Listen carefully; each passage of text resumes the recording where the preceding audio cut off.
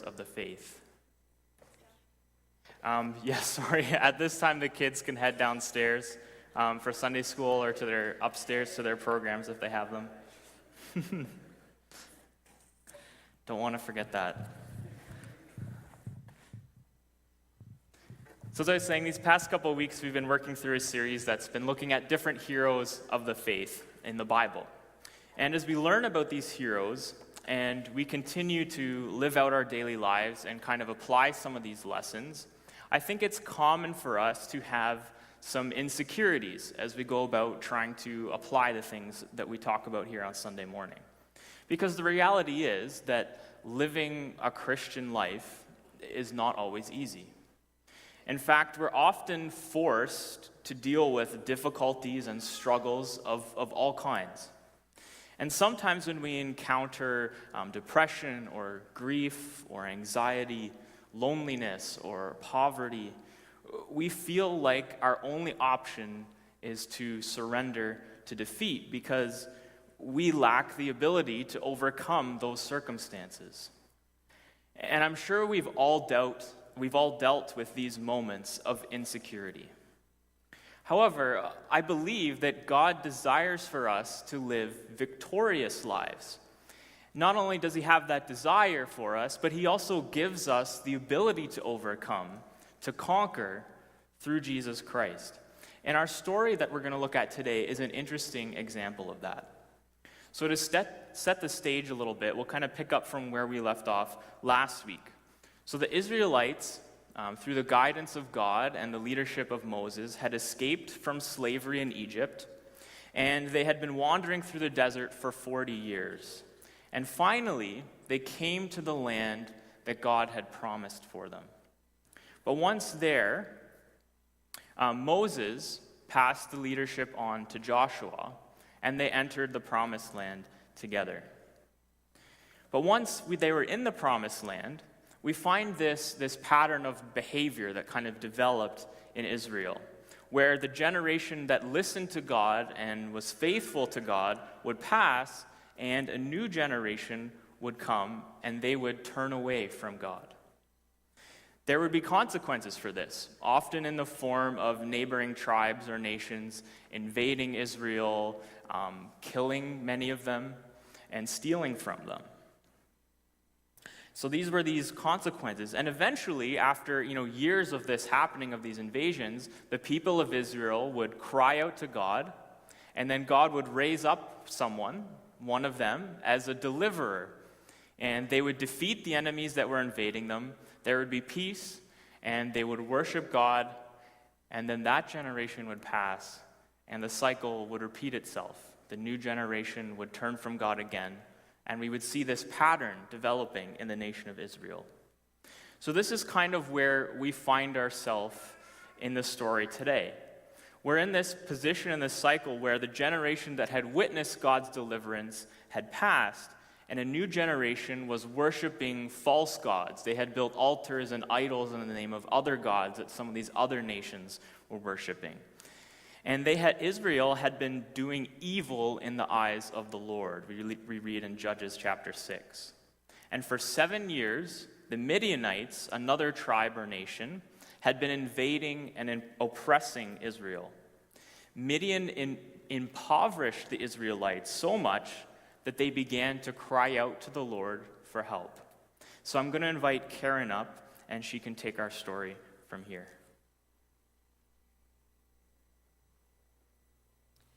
Our reading this morning is from Judges chapter 6, verses 11 to 23. May God bless this reading from his word. The angel of the Lord came and sat down under the oak in Ophrah that belonged to Joash the Abiezrite, where his son Gideon was threshing wheat in a winepress to keep it from the Midianites. When the angel of the Lord appeared to Gideon, he said, "The Lord is with you, mighty warrior." "But sir," Gideon replied, "if the Lord is with us, why has all this happened to us? Where are all his wonders that our father told us about when they said, 'Did not the Lord bring us out of Egypt?' But now the Lord has abandoned us and put us into the hand of Midian." The Lord turned to him and said, "Go in the strength you have and save Israel out of Midian's hand." Am I not sending you?" "But Lord," Gideon asked, "how can I save Israel? My clan is the weakest in Manasseh, and I am the least in my family." The Lord answered, "I will be with you, and you will strike down all the Midianites together." Gideon replied, "If now I have found favor in your eyes, give me a sign that it is really you talking to me. Please do not go away until I come back and bring my offering and set it before you." And the Lord said, "I will wait until you return." Gideon went in, prepared a young goat, and from an ephah of flour he made bread without yeast. Putting the meat in a basket and its broth in a pot, he brought them out and offered them to him under the oak. The angel of God said to him, "Take the meat and the unleavened bread, place them on this rock, and pour out the broth." And Gideon did so. With the tip of the staff that was in his hand, the angel of the Lord touched the meat and the unleavened bread. Fire flared from the rock, consuming the meat and the bread. And the angel of the Lord disappeared. When Gideon realized that it was the angel of the Lord, he exclaimed, "Ah, sovereign Lord, I have seen the angel of the Lord face to face." But the Lord said to him, "Peace, do not be afraid. You are not going to die."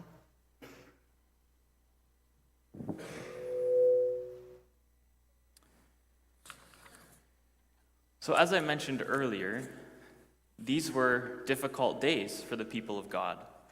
And often in times of difficulty, God would raise up one person to lead his people out of bondage and into victory. Gideon, however, was a pretty unlikely candidate, but God chose to use him. So, as we take a look at Gideon as a hero of faith, there are a few things about Gideon that I think we need to look at. The first is that Gideon had a lot of anxiety. I don't know how many of us here have ever been anxious at one point or another in our lives, but Gideon is certainly anxious in this passage. We read that, "And there came an angel of the Lord and sat under an oak, which is an Ophrah, and Abizarite's son Gideon threshed wheat by the winepress to hide it from the Midianites." Now, normally, you would thresh wheat on a threshing floor, which was usually a floor of wood somewhere near the field, and you would have oxen tread over the wheat to thresh it. But Gideon is doing it in a winepress, which a winepress was basically a small pit that would be dug out of the ground that they would press the wine in. And he's essentially by hand threshing the wheat. That doesn't show a lot of courage. He's doing that because he's afraid of the Midianites, that they're going to come and take his wheat. He's essentially hiding in a pit so that he's not found out. So Gideon, right off the bat, is kind of a coward. He's hiding. And he definitely has some anxiety when the angel of the Lord starts to talk about him, and starts to talk to him. He isn't using everything, all the resources that he has available to thresh the wheat. Instead, he's kind of hiding and coming in to himself and doing what he thinks is best to get the harvest. So sadly, when we look at this story, we can find ourselves in this kind of situation a lot, where maybe there's a difficult circumstance in our life. And perhaps the thing that we could do to get the most out of our harvest might be a little bit risky. And so instead, we come into ourselves and we hide in a wine press. So this is what Gideon is doing. It's a common thing. A lot of us, kind of when we're anxious, will do that. We'll hide from whatever is making us anxious. And so Gideon definitely has this anxiety. He also has some apprehension. Gideon said to the to the angel of the Lord, "Sir, if the Lord is with us, then why have all these bad things happened? And where are all the miracles that our fathers told us about in Egypt? Now the Lord has forsaken us and delivered us into the hand of Midian." So this messenger comes to Gideon and tells him that the Lord is with him. And immediately Gideon is apprehensive. He said, wait. If he's with us, how come all this bad stuff is happening?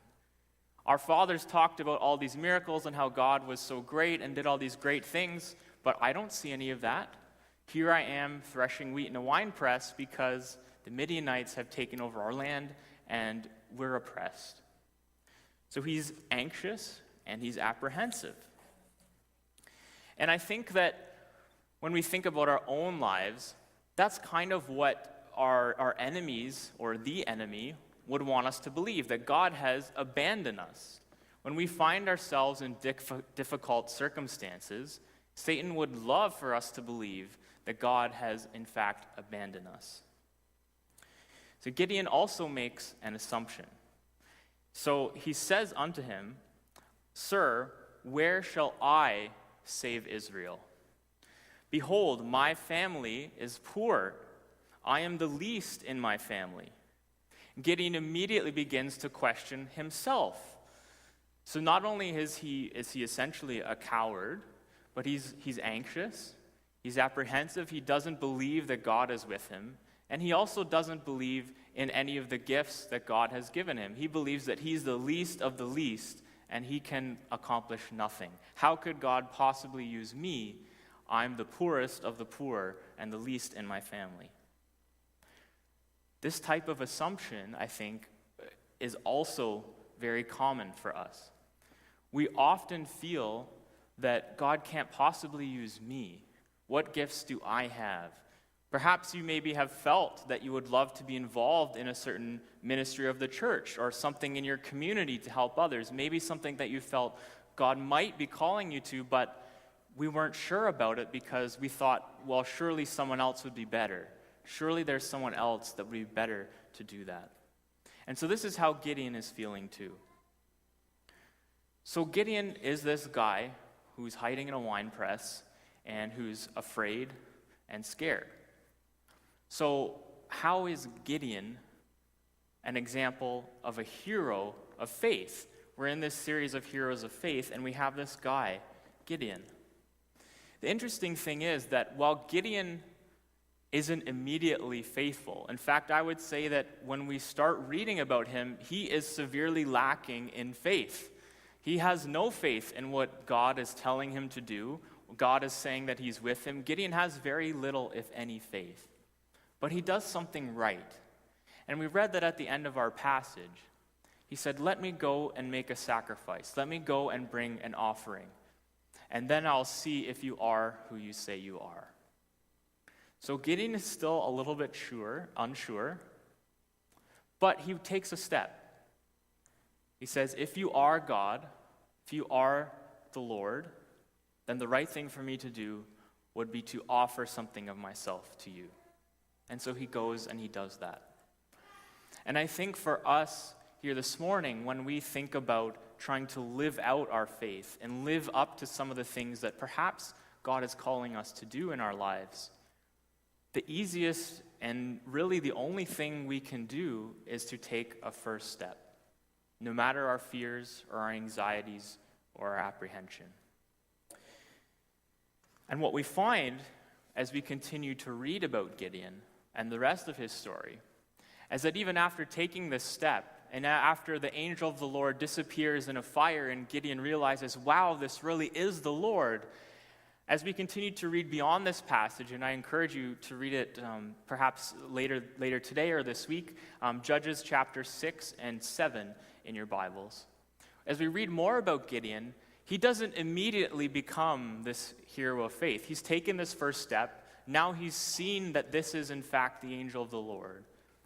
But he still is a little bit unsure. He's still Gideon. And so if some of you might know the story, as he goes on, he is asked to tear down the false altars, the altars to the false gods that Israel had built up, and instead erect an altar to God. So he's a little bit scared. So what he does is he waits till nighttime, and he goes out when there's no one around, no one to see him, and he tears them down and builds up the altar.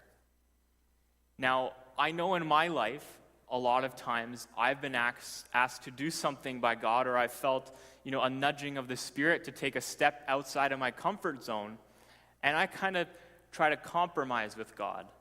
Okay, yes, I'd love to do that, but maybe I'll wait until it's a little bit more convenient for me to do it. I won't do it now, but I'll do it. and I kind of wait until it's convenient for me. That's what Gideon's doing here. Gideon is just like you and me, okay? He's making these same kind of, he's trying to bargain with God, kind of do things his way as he goes along.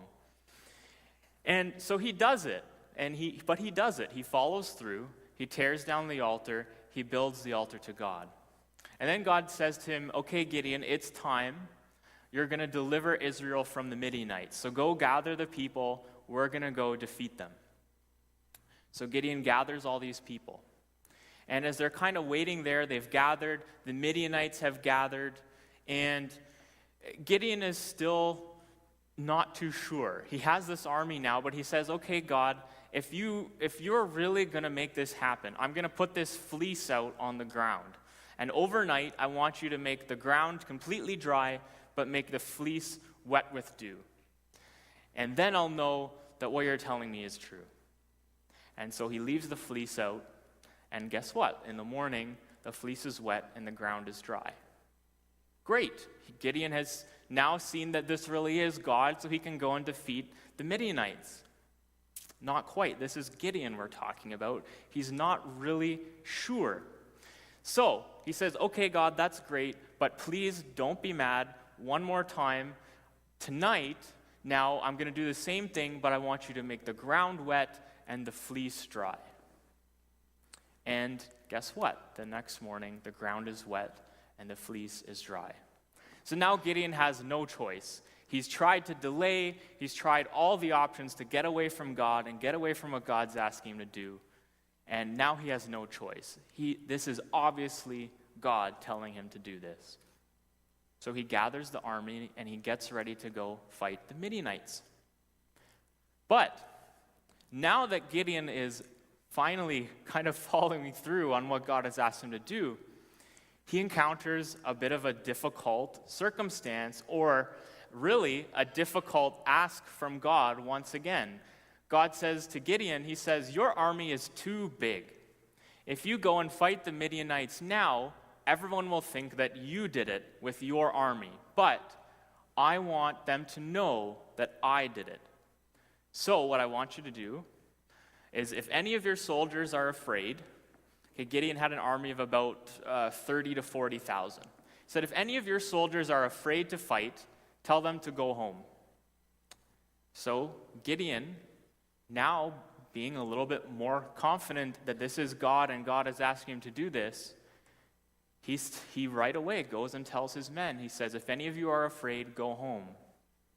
22,000 soldiers went home. That's a lot. That's more than half of Gideon's army. Now he's shaking in his boots a little bit, but he's still ready to go. He still knows that this is God. He's ready to go. And God says, you still have too many soldiers. If you do it now, they'll think it was some kind of coincidence that you are able to defeat the Midianites with only 22,000 men, less than that.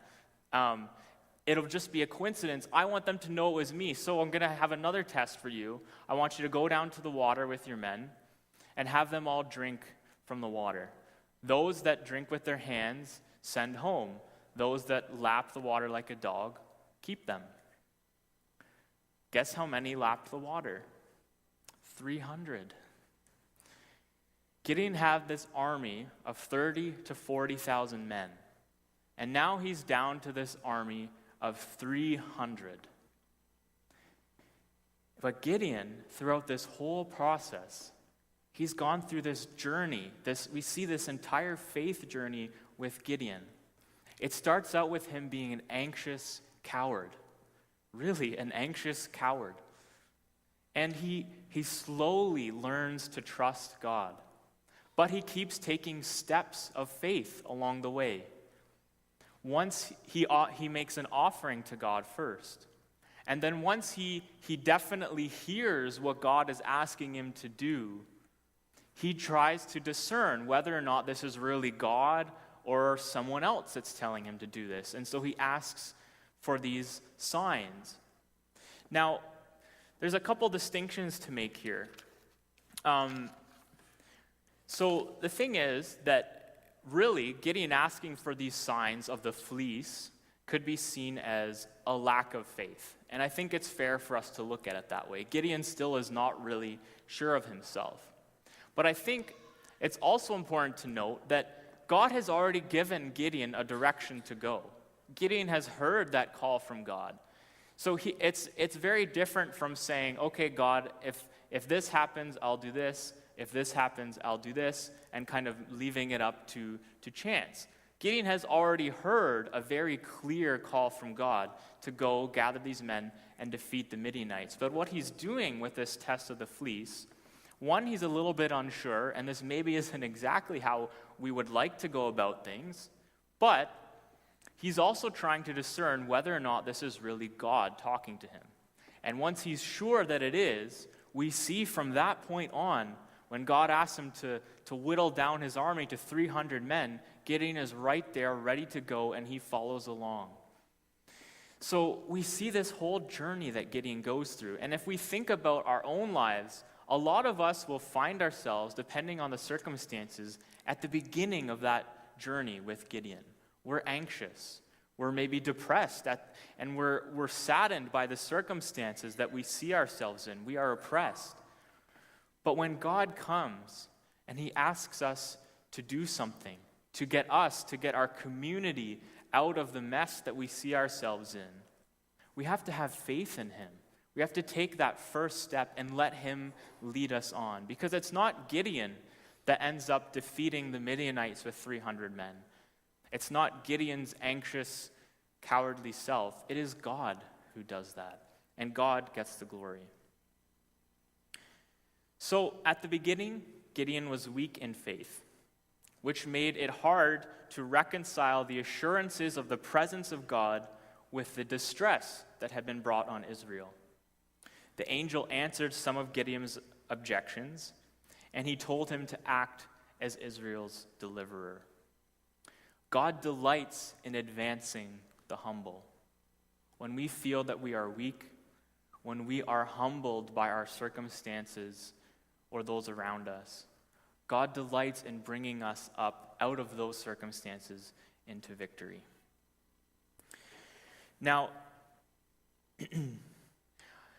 Matthew Henry, who's a fairly well-known biblical commentator, when he wrote about this passage about Gideon, he's referring to the signs that Gideon had asked for and received with the fleece. And Matthew Henry writes that now, under the influence of the Spirit, so in our day, while we are under the influence of the Spirit, we are not to expect signs before our eyes, such as Gideon here desired with the fleece, but we must earnestly pray to God that if we have found his grace, he would show us a sign in our heart by the powerful working of his Spirit. So Gideon's courage failed him, but God spoke peace to him. And I think that he does the same to us through his Spirit. I remember in a place where I used to work. I had just started working there, and I didn't know a lot of my coworkers very well. And I was in a situation where I was at the sales desk in our kind of store with a couple coworkers and a couple customers at the desk. And a coworker was chatting with a customer, and they were chatting about religion. And in particular, they were saying some pretty nasty things about religion and about what Christians believe in particular. And, there were these two people talking, and I was kind of minding my own business. But I had this thought that, maybe me being a Christian, me believing something different, maybe I should say something. But of course, I often have social anxiety, but in this particular situation, I think that was, up to the next level, because I was afraid that if I said something, maybe I would start an argument, and I didn't want that because that wouldn't help anything. But even though I had this thought that, maybe I should say something, I definitely did not say anything. And, another customer came along and joined the conversation, and they continued to speak ill of many things that I believed or that I was fond of. And they went their separate ways, and I went about my day. And I'll tell you, I felt very defeated. not because there were people in the world who disagreed with me, because I know that there are, but because in that moment I felt that I should say something, and I didn't.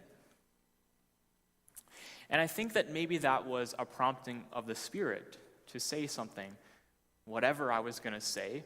Part of my anxiety was I didn't know what I was going to say. Just like Gideon didn't know how on earth God was going to use him to deliver Israel from the Midianites. But he took a small step of faith nonetheless.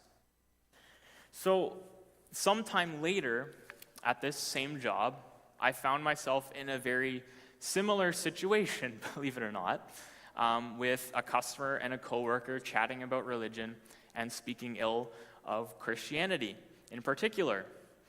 And this time I had that same prompting, that same thought in my head that, okay, I think I should say something. And this time, after letting the conversation go a little bit and kind of waiting, okay, am I sure? Does God really want me to say something? I don't think he would want me to start an argument, but no, he's definitely telling me to say something. So I did. And I, as politely as I could, just spoke up and said that I was a Christian, and I gave a quick reason for why I believed what they were saying was a weird belief. And, their tone became apologetic of all things, and we kind of carried on the conversation in a very different direction, and in all honesty, nothing really happened. But afterwards, I definitely did not feel defeated like I had in the first situation. A few days later, one of my coworkers who had overheard that conversation came up to me, and he pulled me aside and he said, I've really been struggling with some spiritual things in my life, and I heard that you're a Christian, and you seem like a good person as well. Do you have some advice for this situation that I'm in? And it just so happened that I had been in a similar situation in my life, and I was able to talk to him about it. And that never would have happened if I didn't say anything. I had no idea when I received that prompting that maybe I should speak up. I had no idea what the outcome of that would be. But I took that small step of just saying something like I felt I was supposed to.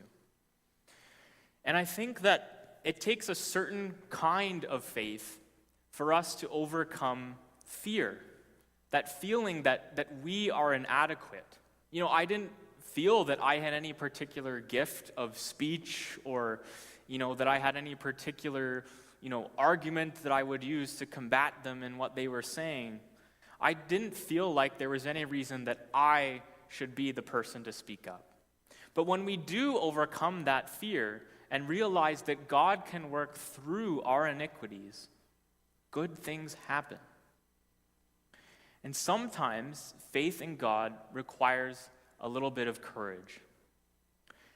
Franklin D. Roosevelt has this famous quote, many of you have probably heard it, that courage is not the absence of fear, but rather the assessment that something else is more important than fear. So Gideon was very reluctant to step out in faith and follow the Lord. His anxiety about an uncertain future had crippled him with fear. And although he couldn't comprehend how God would provide victory, he eventually chose to respond in faith. God never expected Gideon to defeat the enemy, but he only desired that Gideon follow through. We must realize that God isn't asking us to fight our battles alone. He's asking us to trust him to bring the victory to us.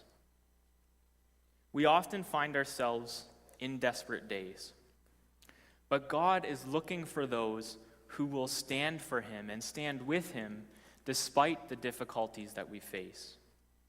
This does require some faith and some sacrifice on our part, but it can be done. Gideon would not have been chosen by his peers, by his family, by the soldiers in the army, but they didn't call him. God did. And so we may think that we are unable to do things, but God can empower us to overcome. In fact, Gideon's name means overcomer. So will you respond in faith and follow the Lord even when the path is uncertain? It is difficult.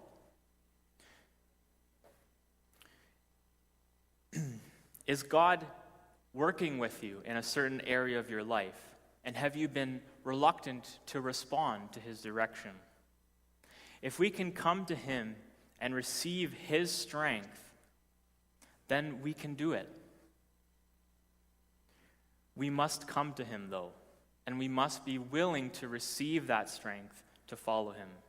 He will never lead us astray. Victorious living is to be found, but it is only found in coming to God, in taking that first step and learning to grow in faith as we have relationship with Christ.